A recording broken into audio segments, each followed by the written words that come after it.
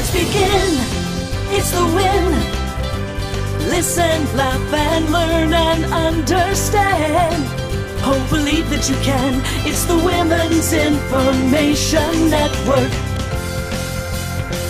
It's the win. Welcome to the Win Show. We are so glad you joined us. I'm Paula Fellingham, CEO of the Women's Information Network. We're at thewinonline.com.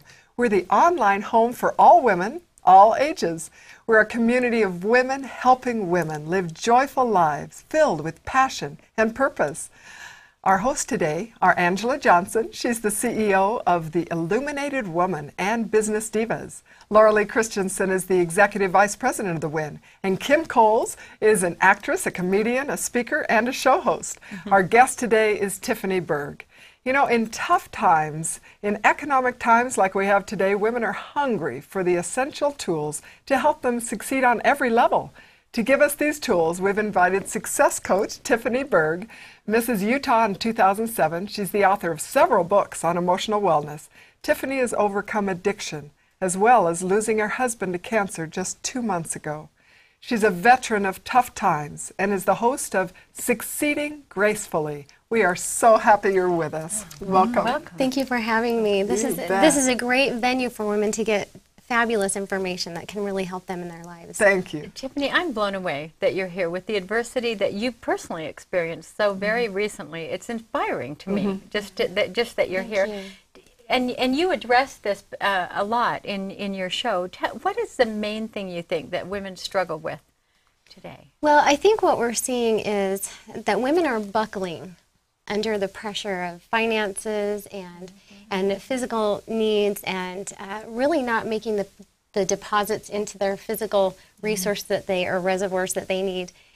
Emotionally, they feel depleted. They've lost a lot of their dreams. So that buckling, that sinking feeling, I think is that's really kind of pervasive through our whole society right now. And so what's the answer? Well, I think if we look at it and divide it into two parts, women are feeling hopeless and they're also feeling helpless. And so if we look at those words, hopeless, I've lost hope, and helpless, I don't think that there's help for me, then we can actually make a discerning choice. Where do I need help? Where have I lost hope? And if we divide it into those two categories, then we can actually articulate what our needs are and get those met. Okay. And even asking the question in that way may give you ideas from the past of where you've gleaned hope in past situations. Perhaps you return to that spot again to find, or you're looking for new ways to find it. Well, and I think there are ways too that we can inspire ourselves when we realize, wow, I've lost the hope that I used to have. We can pull out magazines and we can scrapbook and we can renew what those purposes were, those drives were. And if we can identify it's hopeless or helpless, maybe I need help, maybe I need education in certain areas. I love your idea of scrapbooking, because essentially what you're doing when you do that is looking back at the good things in your life. The things, because that's what you take pictures of, are the happy moments. And so reflecting on the abundance that you have had in the past may help fill that reservoir with Absolutely. Hope. And I think especially right now with our economy, women have lost that feeling that things are possible. Yes. And I think when we surround ourselves with other women that have hope and they know their resources, then that builds us as well. Well, and you have every reason to be a little discouraged during this tender time, but I know you're a very, very strong woman. And how do you help other women become strong like you? What do you suggest to them? What are some of the components of that? Well, I think ultimately losing my husband was tragic in that it ended a lot of the dreams that we had together. But in some ways, I look at it also as a celebration, because he was one of those individuals that pursued his dreams, no matter his circumstances. And he was sick for 1.5 years. And during that 1.5 years, he had this bucket list that was, for anyone, seemed impossible. And yet this man had so much drive. And given his circumstances, there were so many resources that stepped into play to help him accomplish his dreams, that I think it inspired me to pursue my passions more fully, as well as our children. Seeing that even in the face of adversity, and his definitely was, because it was cancer in the throat and the face and the mouth, ultimately in the face of adversity you can still have passion and purpose and humor and God. Message. I love that message. And so then now you take all these lessons that you learned working with him and going through your challenge, and now you give it to other women. And my goal is to really make it morally relevant, but also morally responsive. I think what we're seeing is an overload of information. The media is bombarding us with cerebral information, but it doesn't connect to our soul. And it's not a call to action. And unless we have those calls to action, we don't change. And that's really where happiness comes from, is becoming something. Yes. That journey, and not even always the destination, but that journey with other women, with other people, in relationships. Give us a call to action right now. Well, I look at women today and I wonder if they really know who they are. And obviously that's something that I'm looking at right now being a single mom. But understanding, what is my favorite color? What is my favorite song? Well, if I could go anywhere in the world, where would it be? And I think sometimes when we're in a family dynamic or a marriage dynamic, we forget who we are separate. And so I've been doing a lot of fun things with my girlfriends, dressing up and going to an 80s party, dressing up and going to see Julia with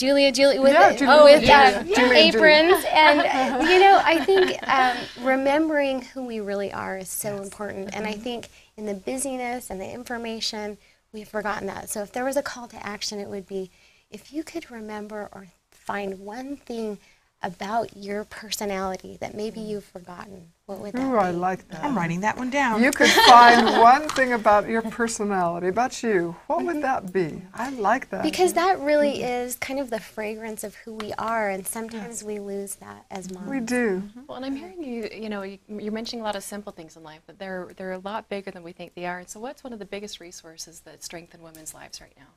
Honestly, I think God. I think God is the resource that we go to last.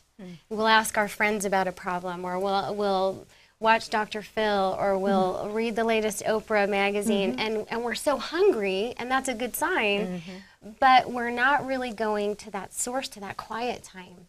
And it's in that quiet time that we're going to get answers that are so specific to us. Each of us has such a different path, and being on a daily basis, being in that quiet place and getting that kind of revelation is so essential, because it's different than what other people's path is. Well, and I think that in that quiet space, that question you ask, what's the thing that you maybe have forgotten? And so that's a perfect place to find that answer, to really have courage to go into that, to give ourselves permission to be quiet and let the answer come. And another thing too, I can't say enough about friends, but here's what I tell my children. Look for friends that love God more than they love you. Because ultimately, we can have friends that tell us the answers we want to hear. And often when we're on a detour, they can come alongside of us and enjoy that kind of road with us. And that's not always the best. But if we put anchors around us that actually love God and have that vision that overrides their desire to please us, that they will actually call us to conviction when we need it. That's an accountability partner. Those are the ones who aren't afraid to do that. Right. Are true friends. And I think going through addiction, some years ago, what I realized was those people that would help me the most were the people that would call me on the carpet. And boy, you have friends like that, and your life is powerful. And hold you to be your best self. Exactly. Hold you accountable to be your very best self. And see you that way, and know it's possible. I know that our women who are watching are going to want to go to your show, Succeeding Gracefully. Isn't that a wonderful title? I love that. And she's such a beautiful. She's so beautiful. Oh, we have loved being with you. Such an amazing woman. Thank you. Thank you for being on. And we invite you all to go to thewinonline.com. Oh, we need to show the book. Look at that. Yes. This is her book. Isn't that a oh great my gosh. Tell How really tough quickly, moms we're all- succeed in tough times. How tough moms succeed in tough times. Oh, I love it. And at the Win, you're going to get solutions. People like Tiffany are going to help you discover solutions. And you're going to share your wonderful ideas and really connect with women worldwide. Have a wonderful day and choose to live joyfully with passion and purpose. It's the Women's Information Network. It's the Win.